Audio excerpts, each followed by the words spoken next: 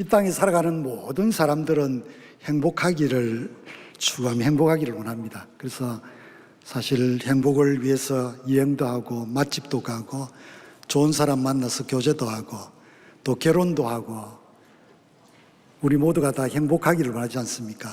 여러분 행복하시죠? 어떻게 하면 우리가 참 행복을 누릴 수 있겠습니까? 이것이 우리 모두의 숙제라고 볼 수 있습니다. 우리 하나님은 우리 모두가 다 행복하기를 원하십니다. 그래서 이 세상을 만드시고 우리에게 모든 것을 선물로 주셨습니다.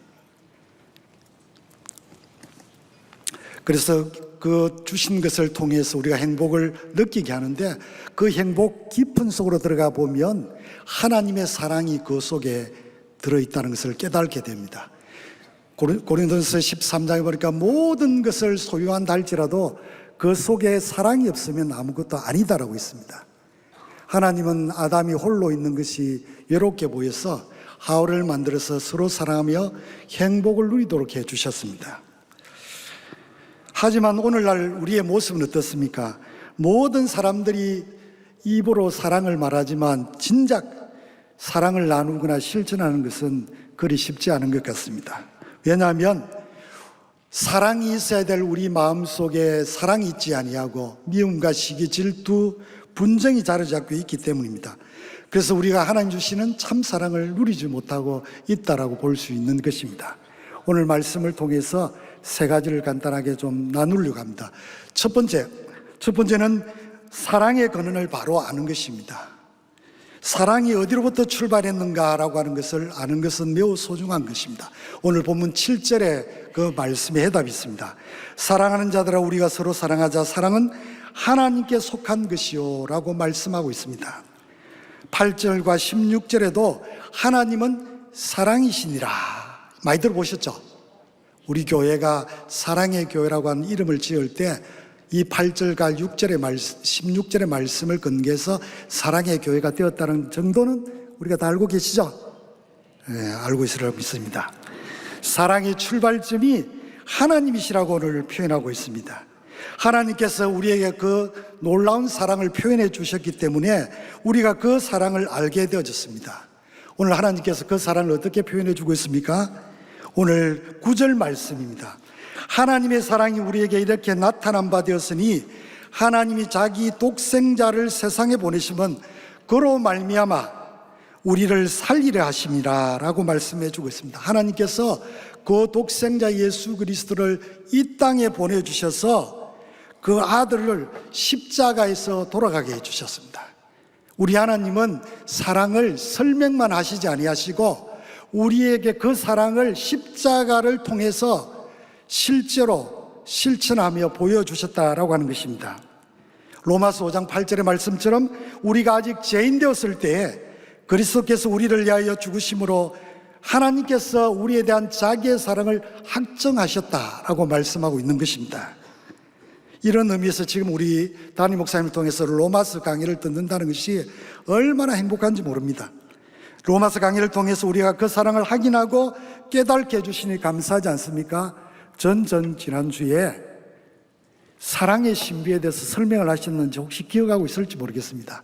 혹시 기억이 안 나시면 돌아가셔서 온라인으로 한 번 더 그 메시지를 들으면 다시 한번 하나님의 사랑의 신비를 깨닫게 되어질 것입니다.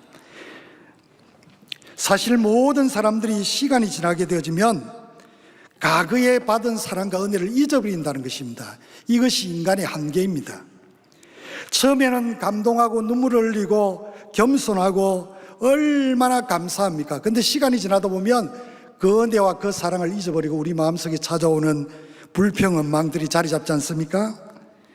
우리는 하나님의 놀라운 사랑을 의식하지 않으면 자신도 모르는 사이에 우리 가운데 뭐가 생기면 내가 최고다 생각하고 내가 의인인 것처럼 생각할 때가 많다는 것입니다. 우리가 하나님 앞에서 매일 죄인임을 고백한다면 우리의 갈등과 분열과 자기 공노식이 사라질 것입니다. 그러나 우리는 이 사실을 읽고 남을 판단하고 결정할 때가 많다는 것입니다. 하나님께서 죄인인 우리를 극진히 사랑하셔서 독생자 예수 그리스도를 보내주셔서 우리가 죄인 되었을 때 십자가에서 그 사랑을 실천해 주셨습니다. 성경은 말합니다. 사랑은 하나님께로부터 온 것이라고 말씀해 주고 있습니다. 정말 우리가 그 사랑을 받을 만한 자격을 가진 존재가 아님에도 불구하고 하나님께서 그 사랑을 우리에게 보여주셔서 그 사랑은 하나님께로부터 온 것이다. 우리가 그 사랑의 저수지가 아니라 그 사랑을 흘러보내는 통로라는 사실을 우리는 이 밤에 다시 한번 기억해야 될 것입니다. 그래서 우리는 매일 하나님의 사랑을 받지 않으면 그 사랑을 흘러보낼 수 없다는 것을 우리는 고민해야 될 것입니다. 사도 바울은 이 사랑을 깊이 깨닫고 뭐라고 고백했는가 하면 자신이 죄인 중에 괴수라고 고백하고 있는 것입니다. 어떤 사람도 스스로 사랑할 수 있는 힘과 능력이 우리에게 없음을 성경은 우리에게 말씀해 주고 있습니다. 모든 사랑의 근원은 하나님께로 임한다는 사실을 다시 한번 이 밤에 우리의 마음에 새길 수 있으면 좋겠습니다. 두 번째로, 사랑은 반드시 흘러가야 됩니다. 11절의 말씀입니다. 사랑하는 자들아, 하나님이 이같이 우리를 사랑하신즉 우리도 서로 사랑하는 것이 마땅하도다 라고 말씀해 주셨습니다. 하나님이 이처럼 우리를 사랑해 주셨으니 우리도 서로 사랑하라고 말씀하시는 것입니다. 하나님은 더 높은 차원에서 말씀합니다. 하나님을 본 사람이 없으되 우리가 서로 사랑하면 우리 마음속에 누가 계시는가? 하나님이 계시다고 말씀합니다. 더불어서 우리가 서로 사랑할 때 하나님의 사랑이 우리 안에서 완전해진다라고 말씀해 주시는데, 그것을 어떻게 하는가? 성령 하나님께서 우리에게 말씀해 주신다라고 성경은 기록해 놓고 있는 것입니다. 고인 물은 썩게 되어 있습니다. 여러분, 썩은 물은 먹을 수가 없습니다. 흐른 물은 먹을 수 있지만 고인 물은 먹을 수 없는 것입니다. 오늘 사랑하는 성도 여러분들, 이 사랑을 세상으로 흘러보내고 계십니까? 서로 사랑하고 계십니까? 세상 사람들은 자신을 사랑해 주기를 원합니다. 세상 사람들은 자기를 사랑하는 사람을 사랑합니다. 그러나 오늘 성경은 마태복음 5장 44절은 이렇게 말씀해 주고 있습니다. 서로 사랑하라. 나아가서 원수까지 사랑하라. 나를 핍박하는 자를 위해서 기도하라고 했습니다. 참 정말 순종하기가 힘든 말씀입니다. 그런데 하나님은 그 사랑을 우리에게 보여주셨습니다. 마태복음 5장 45절에 이렇게 기록되어 있습니다. 하나님이 그 해를 악인과 선인에게 비추며 비를 옳은 자와 불의한 자에게 내어주십니다. 하나님이 악하다고 해가지고 비를 그치고 선인에게만 비를 주시는 것이 아닙니다. 모두에게 비와 햇볕을 주고 있다는 것입니다. 너희가 너희를 사랑하는 사람을 사랑하면 무슨 상이 있으리요? 세리도 그렇게 한다고 했습니다. 나를 사랑하는 것, 세리도 그렇게 한다는, 이방 사람도 그렇게 한다는 것입니다. 그런데 그리스도인은 주님에게 받은 그 사랑을 세상을 향해서 흘러보내라고 말씀하고 있는 것입니다. 요한일서 3장 17절에 이렇게 말합니다. 누가 이 세상의 재물을 가지고 형제의 궁핍함을 보고도 도와줄 마음이 닿으면 하나님의 사랑이 어찌 그 속에 있겠느냐라고 말씀합니다. 우리가 재물을 가지고 있는데 가난한 사람, 형제를 보면 반드시 도와줘야 된다라고 말씀합니다. 굉장히 부담스럽죠? 부담 안 되세요? 저는 부담이 되었습니다. 말씀을 준비하면서. 그런데 하나님 말씀하십니다. 형제를 돕는 사랑을 실천하지 않으면 하나님의 사랑이 우리 안에 거하지 않는다고 했습니다. 좀 더 심하게 말하면 우리는 그리스도인이 아니라고 한다고 말씀하고 있는 것입니다. 그러면 하나님의 자녀는 말과 혀로만 사랑하지 말고 행함과 진실함으로 하라고 요한일서 3장 18절에 말씀해 주고 있는 것입니다. 여러분들, 이런 질문을 받을 때 이런 생각이 나죠. 하나님이 이렇게까지 해야 됩니까? 라고 생각이 들지 않습니까? 이렇게까지 해야 됩니까? 그런데 하나님께서 말씀합니다. 단호하게 말씀하십니다. 내가 너희를 사랑하지 않았다면 어떻게 너가 구원받을 수 있었겠니? 서로 사랑하라고 말씀하고 있는 것입니다.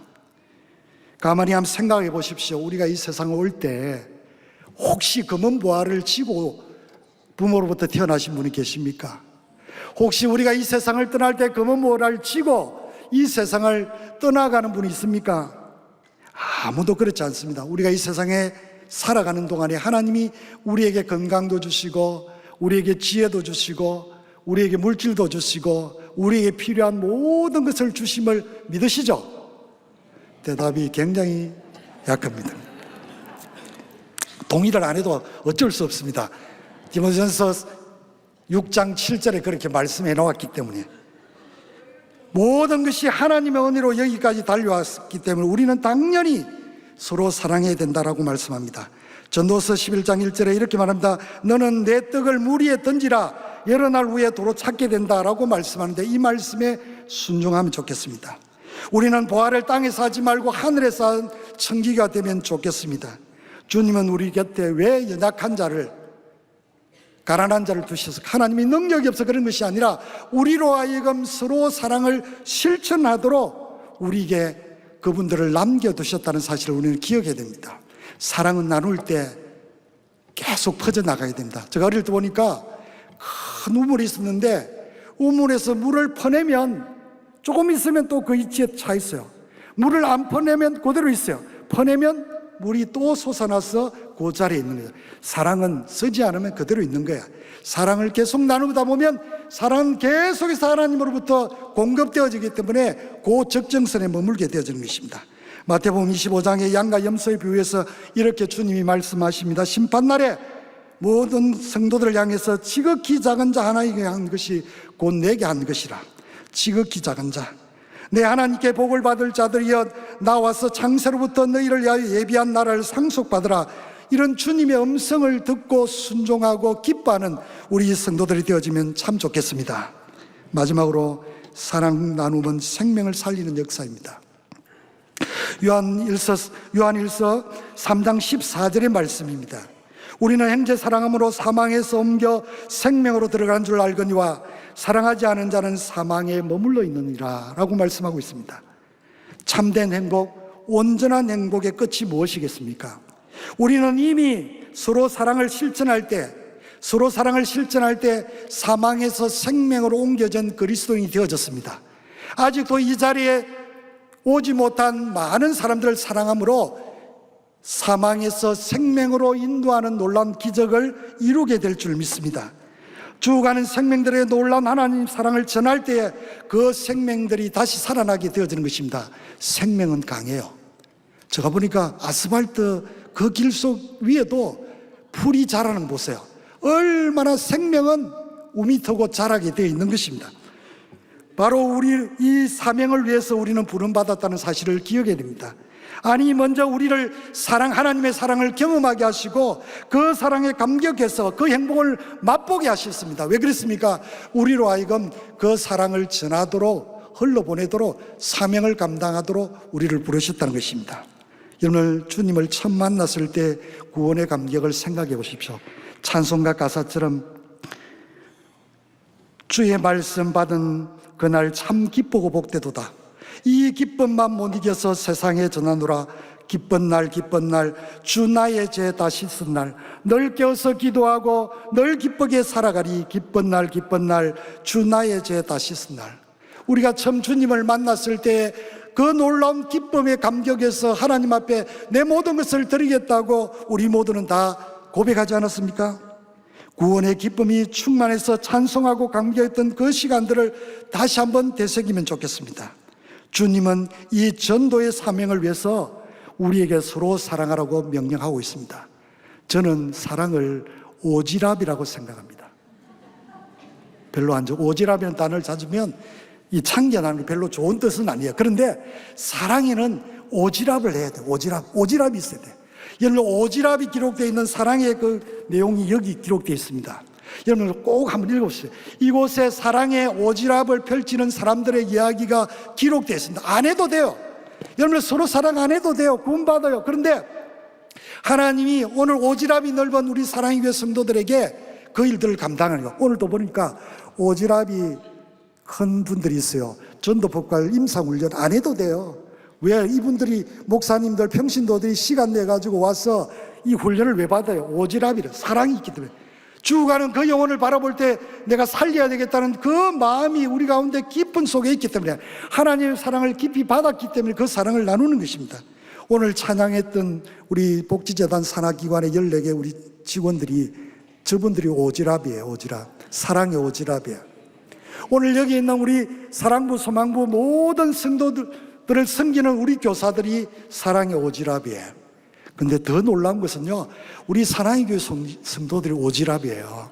왜냐하면 안 해도 되는 일이에요. 오지랖은 안 해도 참견 안 해도 되는. 그런데 우리가 벌써 4번이나 한국교회 섬김의 날을 정하고 그 일에 전력 투기했습니다. 우리 가운데 꼭 그렇게 해야 되냐, 그렇게 돈을 많이 써야 되느냐? 아니에요. 우리가 받은 사랑이 많기 때문에. 그래서 이번에 5회 한국 섬김의 날을 해요. 여러분 좋죠? 오지랖이 넓은 우리들이 그걸 위해서 미리 여러분들, 내가 하나님 앞에 드릴 물질을 준비해 보세요. 그 액수가 적고 많고에 관해 그분들이 초청되어 가서 이곳에 와서 정말 개척교회에서, 농어촌교회에서 어렵게 목회하는 그분들 사모님과 목사님들 와서 위로받고 간다 생각해 보십시오. 오늘 함께 드리는 소망구 사랑구 성도들을 한번 바라보십시오. 우리가 전체는 다 못하고 일부만 왔어요. 일부만.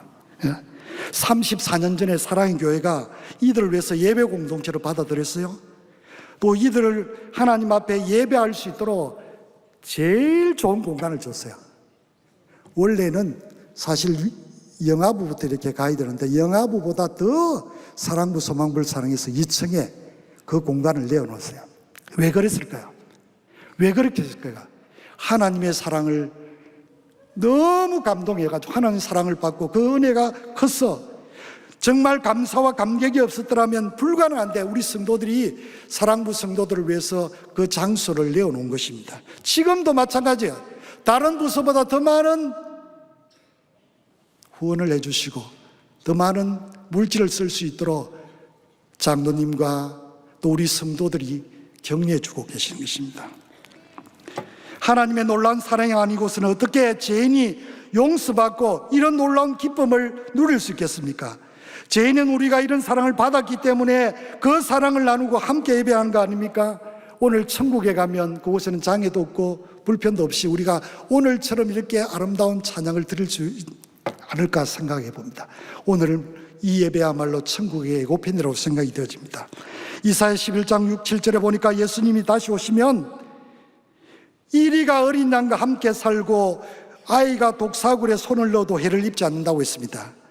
요한계시록 21장 4절에는 사망도 애통도 고통도 죽음도 없는 완전한 행복한 나라가 실현된다고 했습니다. 바로 온전한 행복이 실현되는 것을 말씀해 주고 있습니다.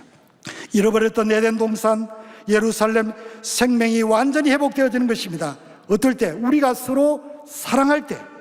오늘 계시록 22장 5절에도 주님과 함께 영원히 왕노릇하고 함께 다스릴 것이라고 말씀해 주고 있는 것입니다.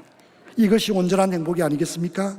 아직도 사망 근세에 붙잡혀서 죽어가는 저 생명들 어떻게 해야 되겠습니까? 좌우를 분별하지 못하는 그 사람들을 바라보면서 주님의 마음으로 그들을 사랑해서 그들을 그리스도로 인도하도록 우리로 하여금 정인된 삶을 살도록 우리에게 이 사명을 주셨습니다. 그 말씀에 순종한 그리스도인이 되면 좋겠습니다. 그 사랑을 나눌 때 온전한 행복을 우리만 누리는 것이 아니라 그들도 누리게 될 것입니다. 이제 말씀을 맺으려고 합니다.